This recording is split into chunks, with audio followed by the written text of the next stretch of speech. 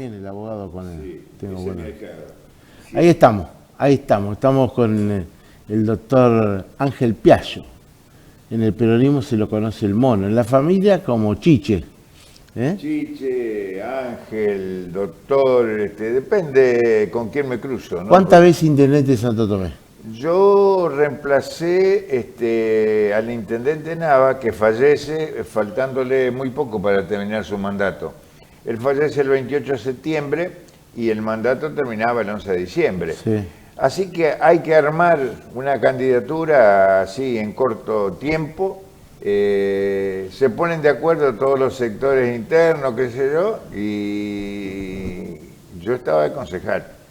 Bueno, me proponen a mí, bueno, lo reemplazo y soy candidato para las elecciones siguientes. Y ahí estoy 4 años, por primera vez.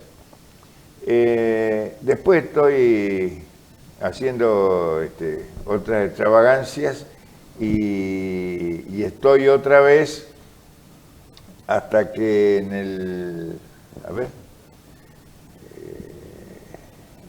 2003,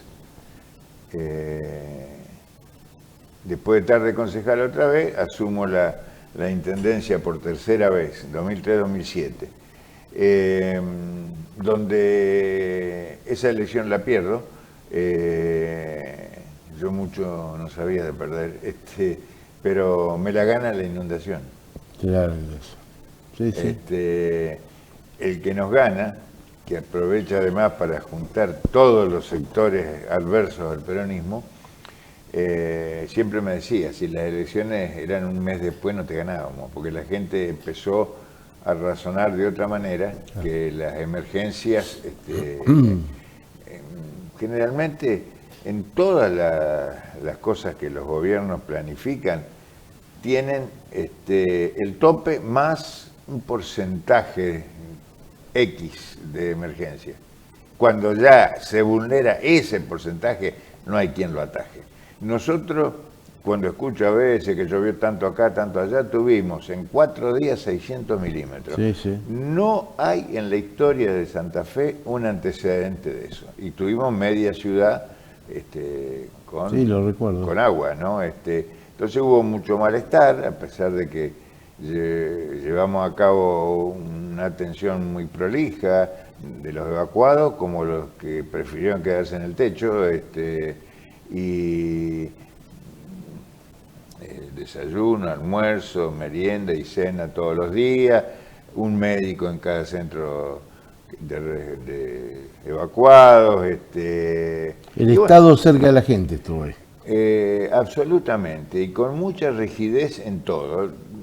Debo ser, digamos, justo en decir que los otros partidos políticos, a través de sus concejales, de sus dirigentes, todos colaboraron, ¿no? Atendiendo en uno de los centros evacuados, etcétera. Y ahí tengo una anécdota. Una noche, 1 de la madrugada, Sí. yo pasé 15 días sin pisar mi casa, durmiendo cuando nada más en 3 sillas contra la pared un rato. Y dice, te buscan ahí, dicen que son del gobierno nacional, qué sé yo. Bueno, hacelo pasar. ¿Quiénes eran? Ginés González García, Ministro de Salud, y la hermana de Kirchner, Alicia. Alicia. Bueno, estuvimos charlando, se quedaron sorprendidos de algunas cosas que teníamos, como ser como una combi grandes que incorporaba el lavado de ropa encima, todo. Y entonces querían visitar los centros de evacuados, teníamos uno muy cerca de ahí. Y le dije, con mucho gusto, pero no puede ser ahora. Me dice, ¿por qué? Porque a las 12 de la noche se cierran los centros evacuados para los que están adentro y para los que están afuera. Dice, bueno, pero nosotros venimos a Buenos Aires, lo lamento. cosas a cumplir son iguales para todos. Ni yo puedo entrar después de las 12 de la noche. ¿Se quedaron y fueron al otro día? Se fueron y a las 7 de la mañana del otro día volvieron, ¿no? Yo a Ginés lo conocía porque cuando Alfonsín larga su proyecto de implementar el SNIS, que era Seguro Nacional Integrado de Salud, que era una linda idea, pero era muy difícil reunir dentro del esquema de la salud lo privado, lo del Estado. Sí, era muy difícil. Lo de las obras sociales, que tienen en muchos lugares capacidad instalada propia, porque los objetivos y las apetencias, digamos, eran muy diferentes, ¿no? El privado lo pone para ganar plata y es legítimo que lo haga así, si lo hace es para eso. Sin hacer trampa. El Estado es una atención que debería ser para todos. Alfonsín lo que quería es que fuera igualitaria, ¿no? Y discutimos mucho tiempo, casi un año, con lo mejor del equipo de Alfonsín, que tenía muy bueno, Aldo Neri, los Canitró, y de este lado estaba Ginés, estaba el Canchi Silvestre Beñi, y estaba yo, que iba por nuestra gremial, en realidad. Entonces, a Ginés lo conocía de ahí, tal así que cuando él le dice que, bueno, pase, ahí lo va a recibir el intendente, me ve y me dice, ¿vos qué hacés acá? Porque él creía que yo era de Buenos Aires, como se estaban... por eso me dio pena cuando después lo maltrataron tanto. Creo que hubo 2 o 3 errores en el gobierno de Alberto, algunos importantes y otros de tontos simplemente, como vacunar primero a un núcleo determinado, qué sé yo, celebrar un cumpleaños cuando en muchos lugares había velorio, o cosa parecida. Yo convencido de que Alberto Fernández fue, digamos, una propuesta de un justicialismo que se unificó atrás de eso, pero en mi lectura él no estaba preparado. No estaba preparado. ¿No? Yo te digo que he leído y he estudiado bastante. Pero fue Cristina la que lo puso de candidato. Sí. Sobre... Ella lo convenció al justicialismo para que lo vote. Exactamente. Por eso digo que yo creo que no estaba preparado para tamaña responsabilidad. Y convengamos que, como yo te decía hace un rato, las emergencias superan los mejores deseos, ¿viste?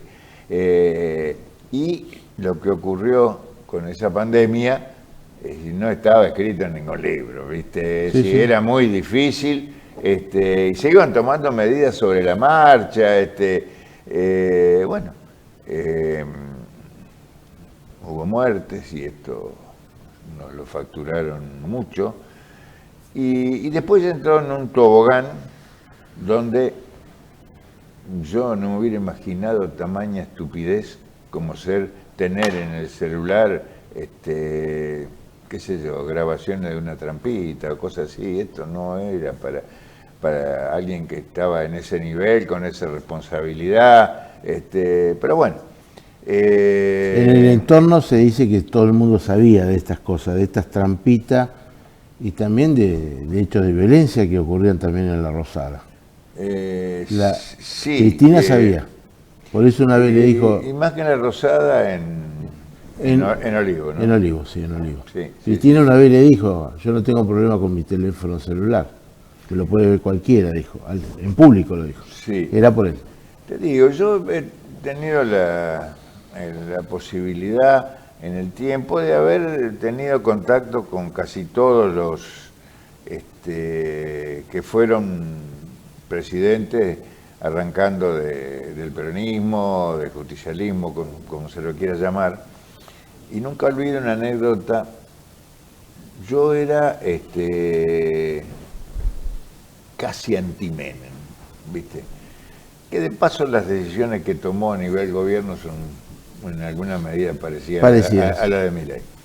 Entonces no quería saber nada. Y un día vamos a Buenos Aires con intendentes del PJ, nos recibe primero Corach, y después había que ir a saludarlo a Menem a Olivos. Menem estaba un poco de capa caída, hacía poco que había muerto el hijo, ese fue un golpe duro para él. Bueno, había un saloncito como con un estrado y una puertita al costado del estrado. Estábamos todos en semicírculo, así, delante de ese estrado, y por esa puertita aparece Menem. Venía acompañado de una senadora nacional por Santa Fe, de la época en que todavía los senadores lo designaba Gurdulich. Liliana Gurdulich, ¿no? Que yo había estado en una reunión en Rosario que armó ella antes de ese hecho, y yo fui muy crítico y no me guardé nada. Cuando salimos de la reunión, ella sale con su esposo, me llama y me dice, ¿sabe lo que me dice mi esposo? No sé, yo no lo conocía. Dice, el único que dice la verdad es el que estaba ahí por mí. Bueno, entonces, era público y notorio que yo era anti-Menem. Sale por esa puertita Menem, acompañado de Liliana Gurdulich. Y yo estaba en la punta del semicírculo. Y Menem entonces sale de esa puerta y viene derecho. Al primero que le va a dar la mano es a mí. Mira. Y cuando tiende la mano, que yo también la tiendo, Liliana de atrás se la agarra y le dice, mirá que este no es menemista. Menem sonríe, se da vuelta y dice, ¿y qué? ¿Acaso yo soy menemista? Viste, tenía esa chispa, digamos. Fue en el momento que Carlos Reutemann decidió que sea Jorge Massat, el hombre de Villocampo, en lugar de Liliana Gurdulich, sí, contrariando a todo el menemismo, que ejerció mucha presión para eso. Sí, y después hubo, qué sé yo, comentarios que Massat era de alguna manera un testaferro de alguien en la acumulación de recursos que se usaban para las campañas. Le hicieron un juicio, no se comprobó nada. Por eso. Pero estas cosas te desgastan, ¿viste? A mí cuando tuvimos que trabajar en esta inundación tan importante, no teníamos recursos disponibles como para hacer frente a todas las necesidades de los evacuados y todo. Entonces hicimos algo que en la provincia inclusive tiene un nombre, y es reunir todos los recursos en una sola cuenta y operar desde ahí. Bueno, eso había que reintegrarlo antes del que terminara el periodo del 31 de diciembre, y justo terminaba el mandato y me hacen una denuncia por malversación. No pasó nada con eso porque el juez entendió que era una situación de emergencia, que no había sido una práctica habitual ni nada por el estilo, sino un hecho fruto de esa realidad y que se había reintegrado a sus cuentas. Por otra parte, algunas de las cuentas eran de obras públicas que con media ciudad con 80 centímetros de agua no se podía estar trabajando. ¿Vos habías decretado la emergencia? Por supuesto. Claro, inmediatamente. Pero no solo eso. Obey manda un proyecto de ley que declara la emergencia en toda la provincia y lo hace más fuerte a ese concepto en determinadas localidades, entre las cuales estábamos nosotros. O sea que estábamos habilitados para eso. Yo creo que fue un manotazo político, el cual más de una vez a uno le ha pasado. De todas maneras, cuando te ponen en un periódico o en un diario un título que dice que fuiste a declarar porque hay un juicio, qué sé yo, es una sentencia la social, familia, todo, no la pasa bien, ¿no? Pero bueno, a los 2 meses le ganaba las elecciones de concejal, o sea que yo de concejal estuve 5 veces y 3 de intendente, de manera que estoy a un paso del Guinness. seguramente. Después estuve un periodo de diputado, de vicepresidente de la Cámara, 2 años director del aeropuerto. Y en mi oficio, digamos, que yo era bioquímico, fui el primer decano de la Facultad de Bioquímica. Así que una carrera que peleamos como estudiantes, con toma de facultades, todo lo que se hacía en esa época de juventud. En ese contexto de la política, un hombre de la política, siempre decimos que hoy estamos en esta situación de país por muchos dirigentes políticos, no por la política, pero sí por muchos dirigentes políticos que se han fijado exclusivamente en engordar sus bolsillos y no en hacer gestión. Y muchas veces no solo su propio, sino lo de allegados, familiares, etcétera. Yo, con todos estos pasajes que te he comentado, no quedó ningún familiar mío, y eso que las 5 hijas que yo tengo eran todas militantes, 2 de ellas me acompañaron en una de las intendencias, en lugares que para mí eran claves. Cuando hay una picardía de algún funcionario, siempre es entre al que le compra Claro. y el que... Entonces, en compra puse una de las hijas que es contadora, ¿viste? Para quedarme tranquilo del manejo. Y la otra, que es profe de educación física, estuvo en deporte, que para mí fue muy importante. Yo había creado un fondo de asistencia deportiva, así como hay el FAE para las escuelas, yo había creado el Fondo de Asistencia Deportiva, el Fondo de Asistencia Cultural y el Fondo de Asistencia a Vecinales, que se incorpora a la boleta de tasas, ¿no? Y crea un fondo que tiene que ser administrado por los propios interesados, digamos, con una presencia del Estado como contralor del correcto de los fondos, sí. Así que siempre tuve una lectura de lo que era la función como intendente, y tengo la suerte de que hoy voy a la cola de un cajero, voy a un supermercado, ando caminando por allí, y siempre hay uno o dos nostalgiosos que no solo que me recuerdan bien, sino que me preguntan por qué abandoné, por qué los abandoné, me dicen. Yo me los quedo mirando, dice, ¿usted no tiene más ganas? Digo, mire, ganas me sobran, pero años también. ¿No? Son 84. Las galopadas que uno pegaba por los barrios y todo, a los 50 se le hace muy difícil hacerlo ahora. La realidad es otra, las demandas de la sociedad son otras.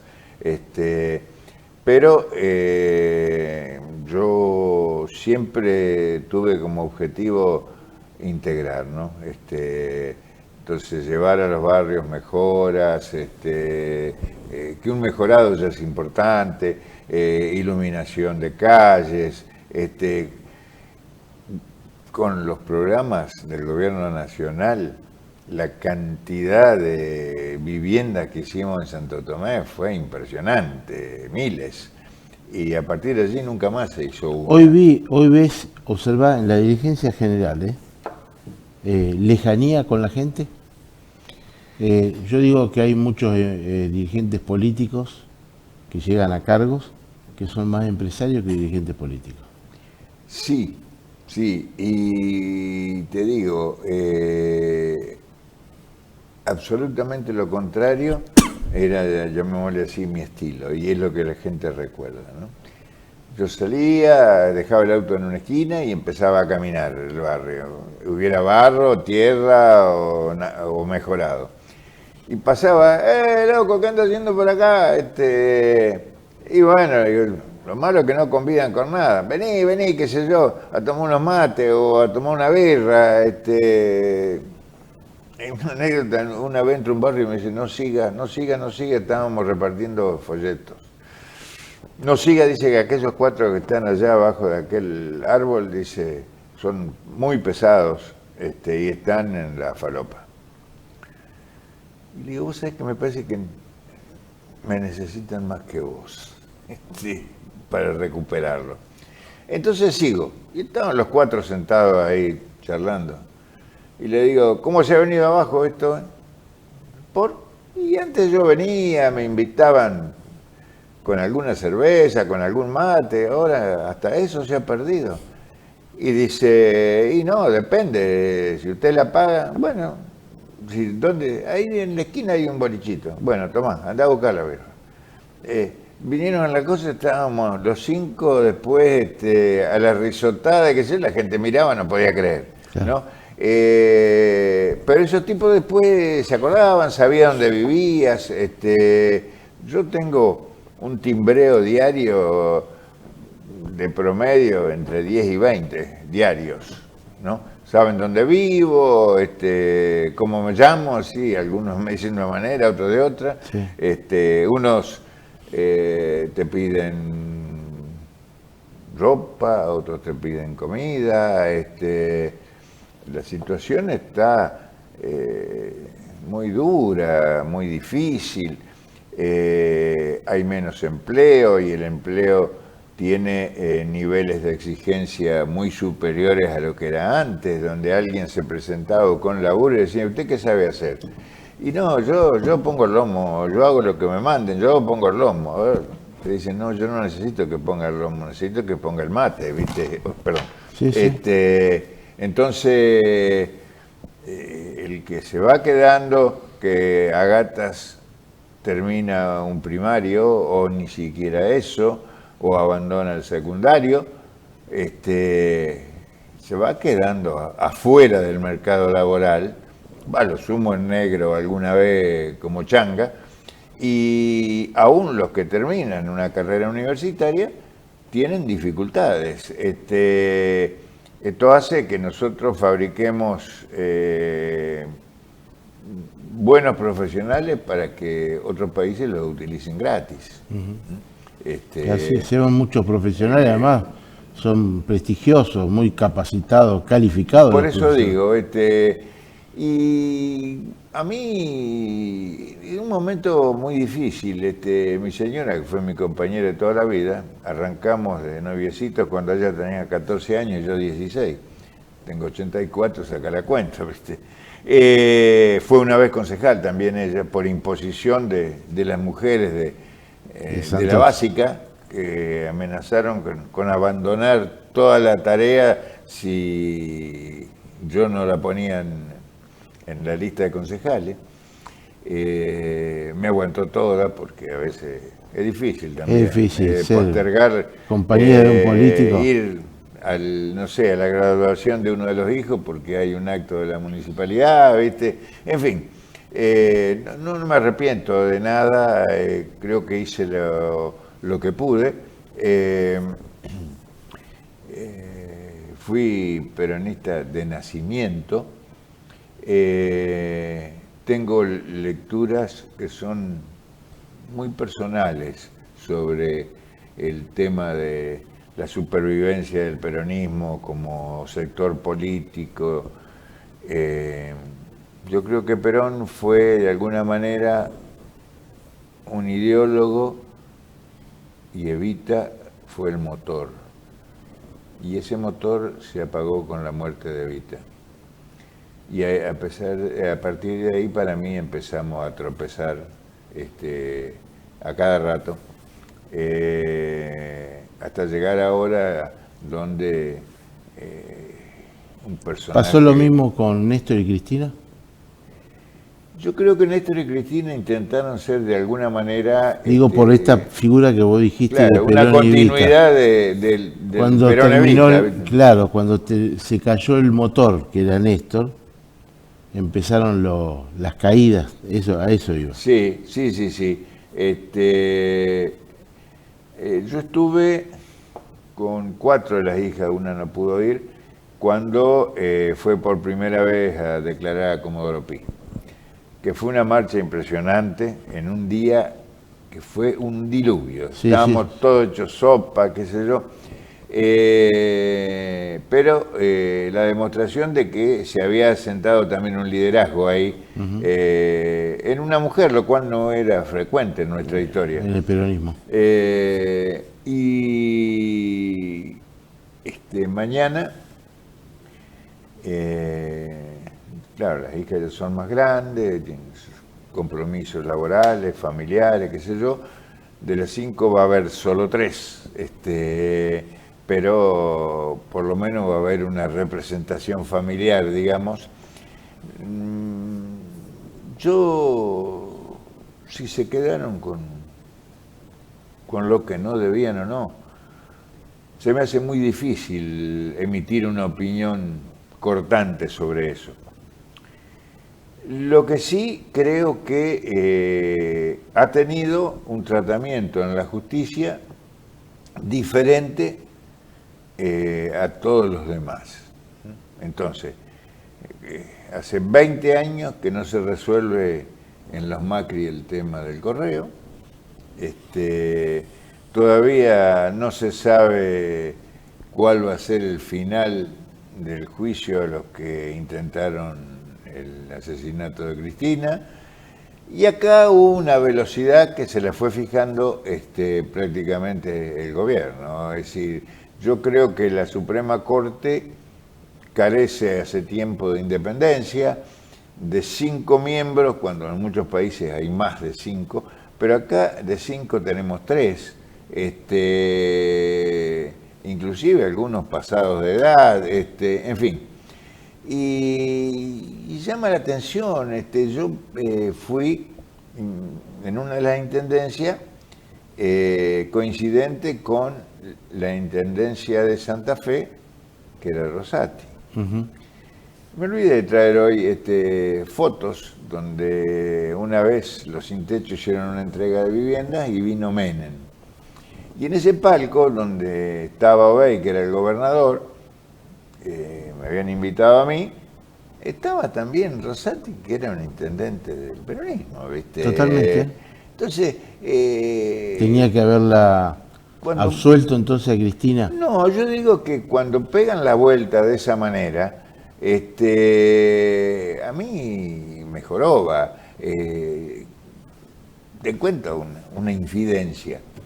Cuando se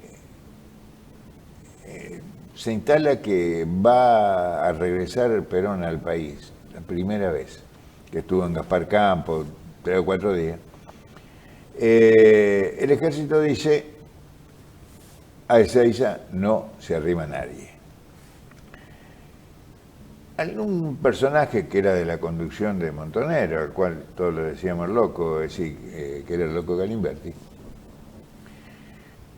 hace esa frase famosa. Ayer murió, creo que una Valmedina, a los 80 años. Puede ser, claro. Ese ya era de la conducción nacional.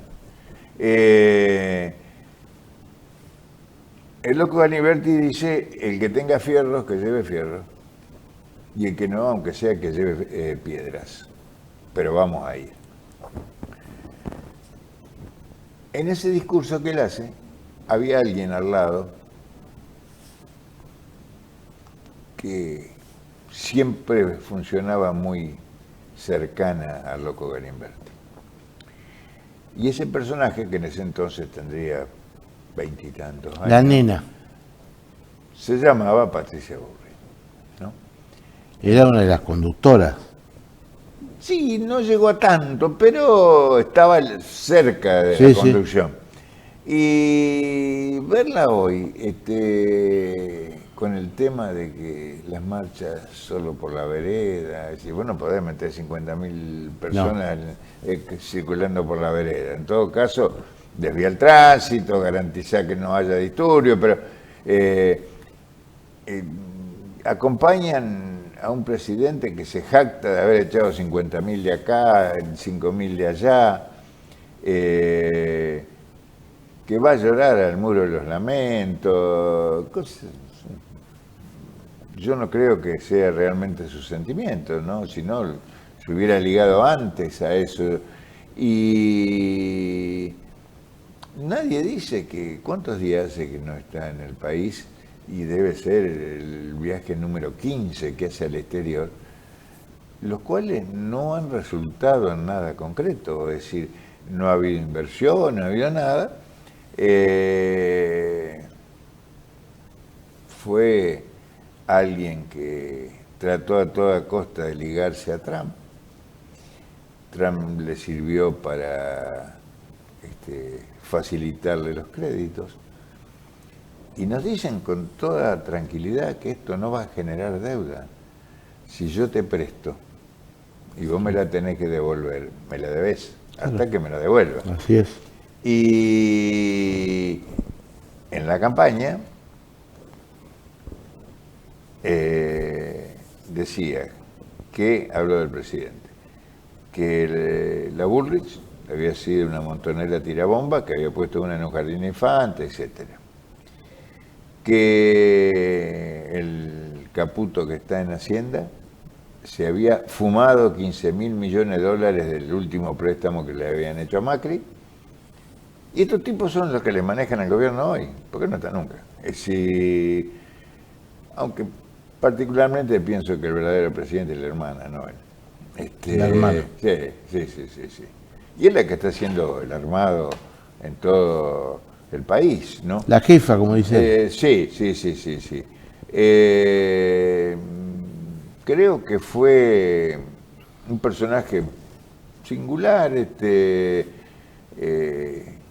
hasta caricaturesco en algún momento, pero fue la cachetada que una sociedad cansada de dirigentes políticos que pensaban más en su bienestar personal o familiar que en los actos de gobierno, y le pegó una cachetada con este personaje. Totalmente. Yo pienso igual. Sin tener claro, tal vez, que hasta dónde iba a llegar, ¿no? Han desarmado institutos que tenían enorme valor para una sociedad como la que el peronismo cree que debe existir. Entonces, si yo tengo un área que se ocupa de los discapacitados, no me la desarmes, porque no fundís la economía del país con darle 200.000 pesos por mes a un discapacitado, ¿viste? Así es. Y es más, no se salvan siquiera de la represión. Pero así hizo además con las abuelas de Plaza de Mayo, con todo le fue sacando los recursos. Yo en algún momento digo, con este criterio yo también enderezo una economía. Déficit cero. Claro. A todo el mundo lo castigo de alguna manera, voy cerrando instituciones, esto, lo otro, y ojo, con otro discurso, la provincia de Santa Fe no tiene un gobierno muy diferente. Por el de Puyaro. Lo que han hecho con los jubilados, por ejemplo, no tiene, yo no diría perdón, yo diría explicación. Mirá, los jubilados del sector... Hay un peronismo pasivo.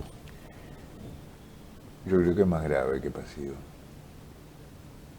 Creo que cobra por apoyar. ¿Cobran por apoyar? Si quién le dio a apoyar los votos que necesitaba en la legislatura para... Bueno, yo creo que no se puede creer. Esto no lo había escuchado nunca acá en Santa Fe. Y no digo que haya que ser un eterno opositor, obstructor de todo. No. Yo creo que lo que vale, lo que hay que hacer, aunque no nos guste porque las cosas están feas, qué sé yo, hay que acompañar hasta donde se pueda. Pero después hay que marcar las diferencias. Es decir, una reforma constitucional, yo hubiera negociado previamente cuáles eran los temas que se iban a tratar, etcétera. A mí, a simple vista, se me aparece como la necesidad de Puyaro de ir por la reelección. Después todo lo demás se subordina. Y de hecho que lo va a lograr. Tiene ya mayoría cómoda en senadores, tiene mayoría simple en diputados, va a reformar la Corte, con lo cual va a tener el espacio de gobierno que le faltaba, manejar también la Corte. Entonces, creo que estas cosas, si vos sos una oposición razonable, no las podés acompañar. Y así pasó. Mirá, que todos, tanto activos como jubilados, tengan que aportar un fondo solidario para con esto pagar las jubilaciones, es una cosa de loco. El tipo que aportó 30, 40 años para jubilarse, ahora le hace pagar a un fondo solidario, más allá de que la propia obra social le descuenta, le sigue descontando por más que sea jubilado. Entonces, no le va a quedar nada si seguís así. No entiendo. En el sector estatal, las mejoras salariales de los activos, en términos porcentuales, se trasladaba inmediatamente a los jubilados. Ahora no, se traslada a los 60 días. Me gustaría que me expliquen por qué. Si esto va a salvar la economía de la provincia. Una provincia que tenían una alarma, la recibieron tan mal y viven anunciando obras de 40.000 millones, de 50.000 millones. Es decir, ¿de dónde sale? No me digan que están mejorando la recaudación, porque la gente está dejando de pagar en muchos casos porque no tiene plata para hacerlo. 50-60% que ha bajado la recaudación en todas partes. Bueno, así que, pero bueno, yo tenía pensado, creo que hubo otros que pensaron lo mismo y se adelantaron de alguna manera, en lo que refiere a Santo Tomé, reunir a todos los sectores. No están bien las cosas en Santo Tomé en la gestión. Hay muchas críticas. Mira, yo con Miguel tuvimos 4 años de diputado, no, miento, 2 años, porque él no alcanzó a terminar su mandato porque asumió como intendente. Tuvimos siempre buena relación, ¿no? Antes de asumir, me consultó una vez si él, frente a algún hecho determinado, me podía llamar para ver si a mí me había pasado, cómo lo había resuelto. Le dije, mirá Miguel, yo te voy a ser muy claro. Todo lo que le sirva a Santo Tomé, contá conmigo. El día, la hora, que sea. Pero te aclaro que no cambio de camiseta. Porque hoy el que encabeza su lista de concejales fue mi director de cultura. El de la gorrita. ¿No? Entonces cantaba la marcha más fuerte que uno y después están a disposición de cualquiera con tal de ingresar a un banco, ¿viste? Entonces, un par de veces me llamó para charlar algún tema que le preocupaba, tomamos unos mates. El otro día yo fui y estaba hablando con alguien de legales, una oficina que no está muy lejos de la intendencia. Y como tengo la mala costumbre de hablar fuerte, toda la vida lo hice, ¿viste? No me lo propongo, me sale. A veces mi señora me dice, pará, no grité, no grito, hablo así, ¿qué cree que le haga? No puedo pararlo. Estaba hablando con los de legales y aparece el intendente, ¿no? Entonces se fue armando, y después aparecieron otros, qué sé yo, como un grupo, que hablábamos de la situación actual, esto, lo otro, y en un momento dado el intendente le dice, escuchen a porque es el último dirigente político que nos queda en Santo Tomé. Te dice cosas que a veces a vos te parece que está loco, y resulta que a los 6 meses, al año, las cosas se dan tal cual te dijo.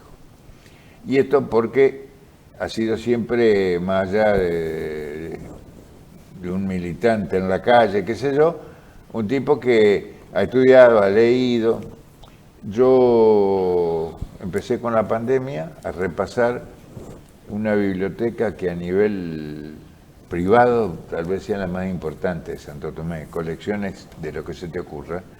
El otro día estaba leyendo el origen y las funciones de la CIA cuando empezó a tumbar gobiernos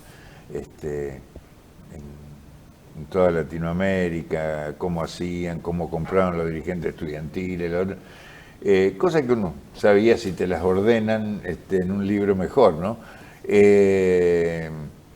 Y entonces creo que hay cosas que se repiten en el tiempo y que uno debería aprender y no volver a cometer los mismos errores. Hay que articular una sociedad, no hay que dejarla en sus tendencias a la deriva.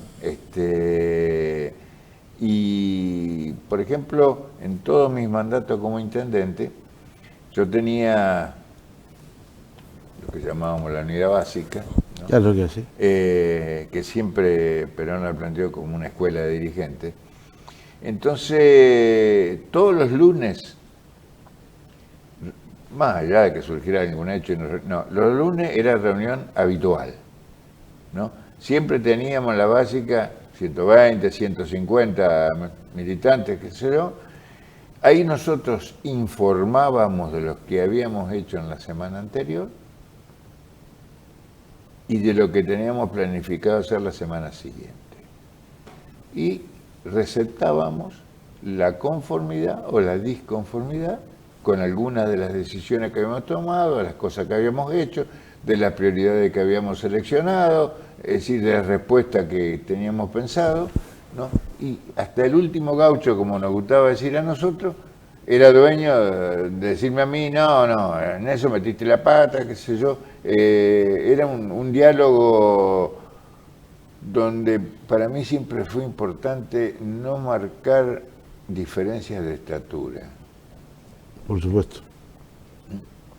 Porque el que sufría las falencias, los errores, era el gaucho, como digo yo, ¿no? Entonces, había que escucharlo. Mirá, siempre recuperé en mi mente, a pesar de que pasaron 30, 40 años, anécdotas. Un día estábamos haciendo en un barrio desagües, que eran zanjas, digamos, ¿no? A los costados de las calles. Y entonces estaban con el telémetro ese, qué sé yo, para mirar, toda una tarea, una movida impresionante, máquinas, camiones. Y bueno, yo me paro a ver cómo iba la cosa.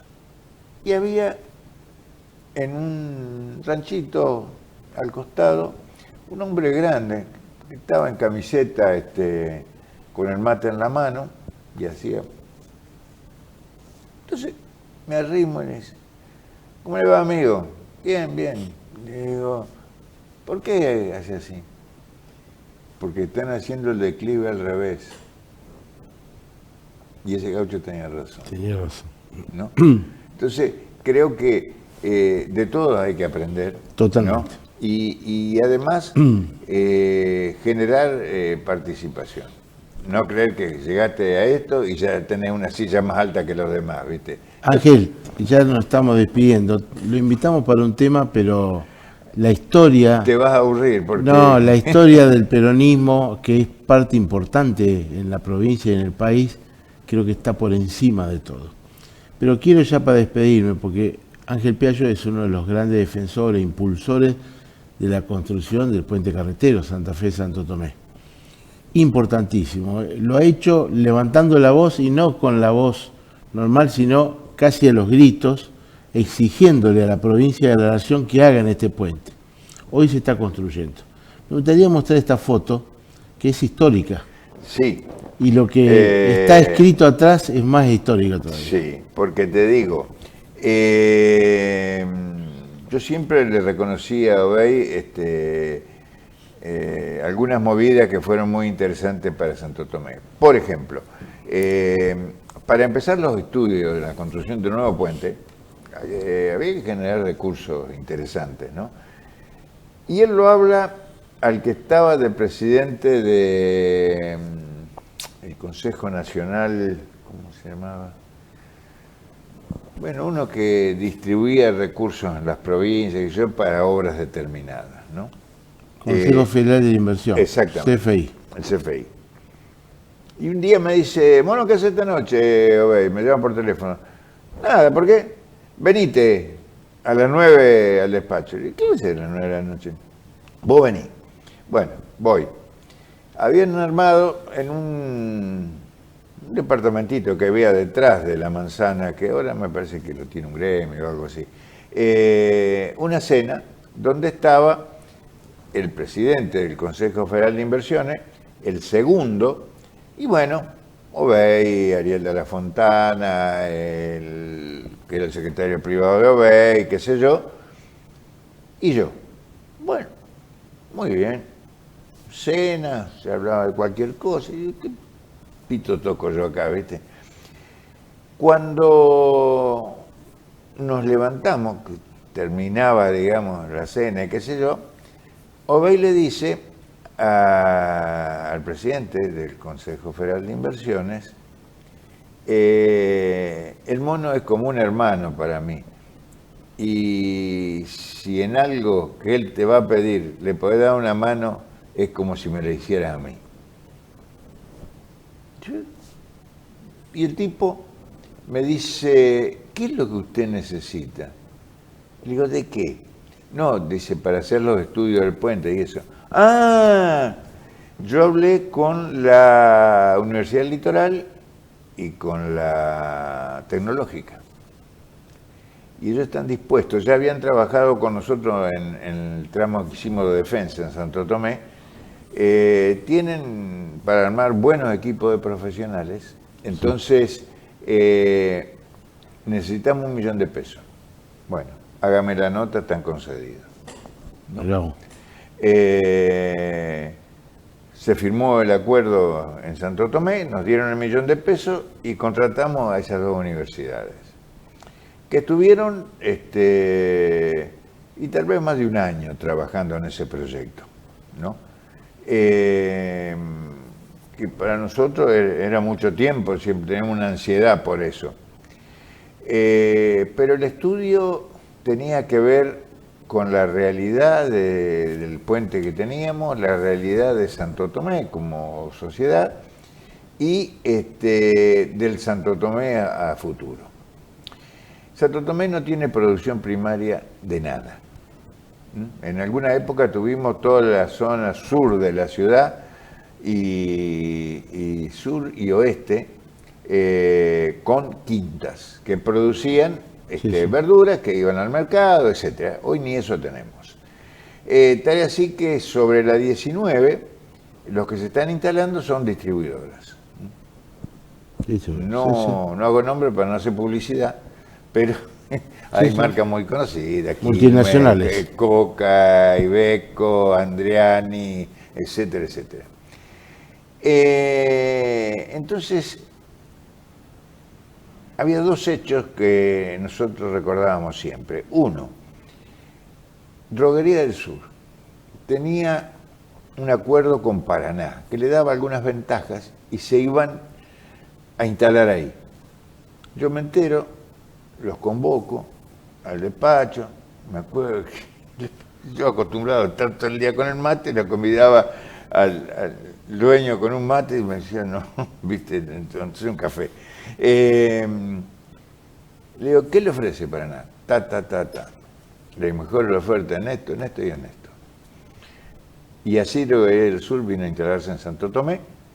La exigencia que le hicimos para darle esa serie de ventajas era que, salvo el personal de conducción, todos los demás fueran de Santo Tomé. Fueron 154 puestos de laburo. Pusimos un tope de edad para que los jóvenes fueran los receptores de eso. Y bueno, así se instaló. Aparecieron después los que eran Purina, que después se transformó en Nestlé, con un reclamo de modificación del plan director para que ellos pudieran ampliar la planta. que tenían una igual ensaladilla, la pensaban traer. Ellos se habían ido del país cuando hubo secuestro de empresarios, que eso es esa época difícil, y estaban dispuestos a volver, si le modificábamos eso. Digo, bueno, yo lo voy a pensar. No, dice. Eran 13 gringos y un traductor que vinieron en un avión privado. Habían hecho escala en Brasil y después en Sauce Viejo. No, nosotros no, tenemos poco tiempo y si no nos vamos con el problema resuelto, dejamos de pensar en volver a Santo Tomé. Era un viernes a mediodía, cerca de la 1. Me voy hasta el consejo y había 3 concejales del total. Le digo lo que estaba pasando y si ellos me acompañarían en hacer una sesión extraordinaria el sábado a la mañana. Van contactándose con el resto, me hacen lugar, violentando inclusive el reglamento, que era que una extraordinaria no se podía citar con menos de 48 horas, etc. Se hace la extraordinaria, la ordenanza modificando el plan director, y entonces me contacto nuevamente con los gringos y le digo, mire, el consejo ya me aprobó esto, yo el lunes la voy a promulgar. No, dice, nosotros nos vamos el lunes. Y si no llevamos la ordenanza, la promulgué un sábado a la tarde. Sí.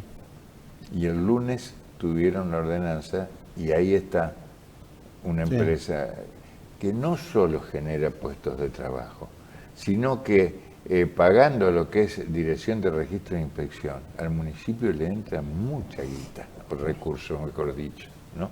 Entonces, en esto hay que estar siempre ahí con todos los faroles encendidos. Y nosotros pensábamos, visto que tomaba esa dirección, la 19, de distribuidoras más que de empresas que produjeran cosas, había que darle una respuesta porque no podían pasar por el puente. Y por eso nuestro proyecto de puente era al sur de la ciudad, para desembocar en la circunvalación. Sí. Y de esa manera, si se lograba también algo que anda dando vuelta hace tiempo, que es el puente Santa Fe-Paraná, porque ya también el túnel tiene algunas canas, ¿viste? Ese proyecto del puente Santa Fe-Paraná también terminaba en la circunvalación. Todo unificado. Entonces, empalmado con eso. Por eso, yo creo que cuando uno se plantea hacer un nuevo puente, llamémosle así, entre Santa Fe y Santo Tomé, tiene que plantearse para qué lo quiere. Entonces hay una primera necesidad, que es porque ya no aguanta más el que está, en cuanto a los años en que ha prestado servicio, como que el tránsito ha superado los 5 camioncitos cargados de 8 toneladas de piedra cada uno, con que se probó la inauguración del puente para que vieran qué resistente que era. Entonces, yo creo que lo que se está planteando ahora, me llamó la atención que el proyecto lo hiciera Vialidad Provincial en tiempo récord, que por todos lados se aprobara como la reforma en tiempo récord, y se empezara a construir lo que para mí no tiene, digamos, las características de un puente vinculante, digamos, a áreas de producción o de distribución, sino que es una especie de bypass al que está, ¿no? Necesario, sí. El puente actual... Oxigena, el nuevo va a oxigenar el actual. Sí, tránsito. Distribuye mejor el tránsito Santa Fe y Santo Tomé. Y yo te diría que eso es más importante para Santa Fe que para Santo Tomé. Porque hay muchos santotomecinos, sobre todo los de los barrios cerrados, otros que tienen sus costumbres de atención médica, de educación, de compras, de todo, de inversión en Santa Fe. Entonces lo que hacemos es facilitarle a Santa Fe lo que Santo Tomé le puede aportar. Mostrame la foto esa, porque ya no están esperando otros invitados. Esta es una foto histórica. Sí. Vamos a mostrar. Eso se da Está el en presidente Sauce Viejo. En Sauce Viejo. Presidente Néstor Kirchner abrazándolo al invitado nuestro, el doctor Ángel Piaggio, intendente de Santo Tomé.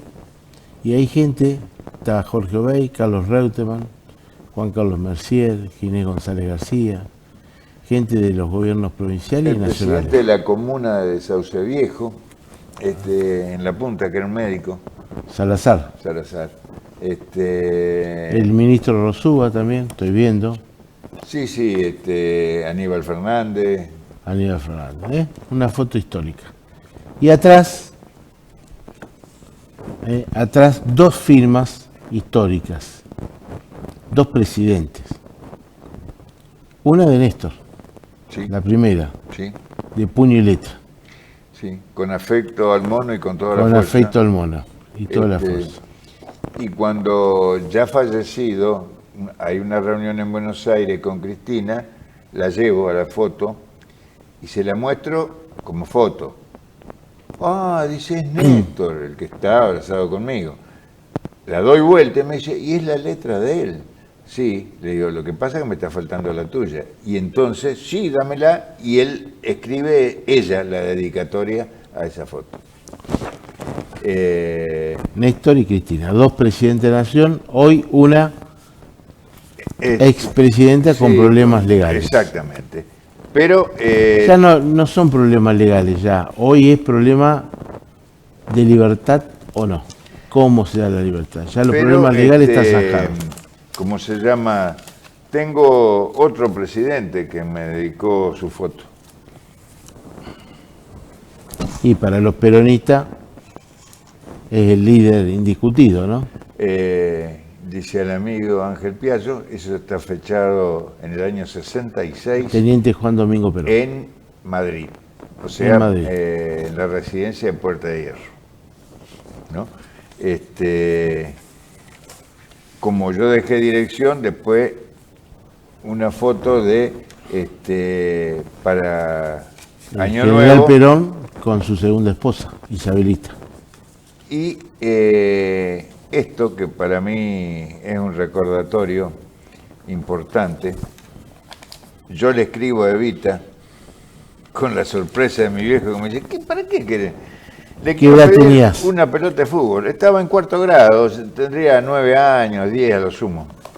Eso sí, estaba jugando en los campeonatos de Evita. Campeonato de Evita. Que deberían volver, lo venimos diciendo. Nos daban las camisetas y después el escudito que con un alfiler lo teníamos que poner. ¿Y quién te responde a esa nota, a esa carta? A esa carta, pasado unos 6 meses más o menos, donde yo casi que ni me acordaba, cosa de chico, un día llegan del correo a mi casa a decir que teníamos que ir a retirar una encomienda. Dice mi viejo, nosotros encomienda. Bueno, fue. Viene con un paquete, grandecito, con la soguita esa que se ataban esas cosas, el lacre. Y cuando abrimos el paquete, la sorpresa, ¿no? Camiseta, pantaloncito, medias y la número 5. Pasé a ser el rey del barrio con eso. Claro. Todos querían jugar, armar equipo conmigo, qué sé yo. De noche la pelota dormía al lado de mi cama, ¿no? Y viene acompañado de una nota que firma Juan Duarte, el hermano de Evita, de final triste, donde me dice que atento a mi nota, me mandan esas cosas, me dice que sea buen alumno. Que siga estudiando. Que siga estudiando, exacto. Así que De hecho que podría ser una galería, porque también fotos con un presidente que yo no amaba demasiado, que era Carlitos Menem. Tengo fotos cuando era director del aeropuerto y un día vino para el inicio de las sesiones parlamentarias de la Rúa. Así que tengo un muestrario de fotos. Algunas preferiblemente olvidarlas y otras llevarlas en el corazón toda la vida. Ángel Piaggio, muchas gracias por esta atención. Hemos hablado de muchas otras cosas y de lo que te habíamos invitado no. Pero quisimos el bombardeo. El bombardeo de hace 70 años allá en la Casa Rosado, en donde 300 hombres y mujeres murieron por el salvajismo de la Armada en ese momento. Sí. Eran aviones de la Armada. Eran aviones. Yo pasé hace un tiempo y veía esos balazos que quedaron incrustados. Se ven todavía en los ministerios, va a ir de Economía ahí a la vuelta. Y la verdad que porque me impresionó aparte de mucho. bombas ametrallaron. Ametrallaron al salvajismo, 1.500 heridos, 300 hombres muertos, hombres y mujeres, que fueron a acompañar, a apoyar al general Perón, que a los 3 meses fue derrocado. Sí, yo creo que las cosas que todos debemos repudiar y conservar en la memoria precisamente para repudiar esos procedimientos, yo veo que con justicia se celebran aniversarios de la Embajada de Israel, de la Mutual de Israel, donde también hubo muertos, etcétera, sí. Pero nunca nadie se acuerda de estos bombardeos, donde el objetivo era matar a Perón, ¿no? Resulta que Perón en la Casa de Gobierno ya se había retirado, estaba en el Ministerio de Ejército, de manera que inútilmente bombardearon la Casa de Gobierno, la plaza, etc. Yo diría que algunas propuestas de esos que bombardearon no difieren demasiado, salvo los tiempos, los procedimientos, etcétera, de lo que nos está pasando hoy, donde van 50 abuelitos a dar una vuelta al Congreso y los terminan gaseando, dándole palos. Uno en esto de los palos tiene experiencia, si habremos ligado palos a lo largo de la vida y estar preso y qué sé yo, pero esos viejitos, por Dios, déjenlo tranquilo, dar la vueltita y reclamar con justicia lo que les está faltando, que es un ingreso elemental para sobrevivir. Entonces, no puede ser, ¿no?, que las excombatientes de alguna época hoy estén sirviendo, digamos, para organizar la represión. Muchas gracias. Y algún día tenemos que hablar de una gran inversión que hizo el gobierno de Milei, que es haber comprado 24 aviones, sí. ¿no?, que Estados Unidos, porque estaban fuera ya de servicio, le regala a uno de los países nórdicos, y después de años, son modelo 82, ese país nórdico se lo vende a la Argentina. Como vienen desarmados y nadie lo sabe armar, vino hasta ahora uno solo y no lo han podido hacer volar, ¿no? Parece que de estas cosas se habla muy poco, ¿no? Y de lo que nos cuestan los viajes del presidente. Lo vamos a hablar. También se habla muy poco. Lo vamos a hablar. ¿No? ¿Cuántos días hace que no está en el país? Nadie sabe ni en qué anda. Por ahí está en el Muro de los Lamentos llorando, no sé. Sería bueno que llore sobre las masacres que se están generando en Gaza, donde si bien es cierto que uno repudia algunas acciones del Hamas, hoy el bombardeo es indiscriminado, es decir, a escuelas, a hospitales, a todo el mundo, una hambruna fenomenal. Te tengo que dejar porque me están reclamando la otra entrevista. pero ha sido muy fructífera esta entrevista. Muchas gracias. Me encanta. Cuídate. Revivir la ya vamos historia a volver a hablar de otros temas. Nos gusta mucho. Para pensar el futuro. ¿Viste? Pero es que es así, es así. Gracias, ya venimos después de la pausa.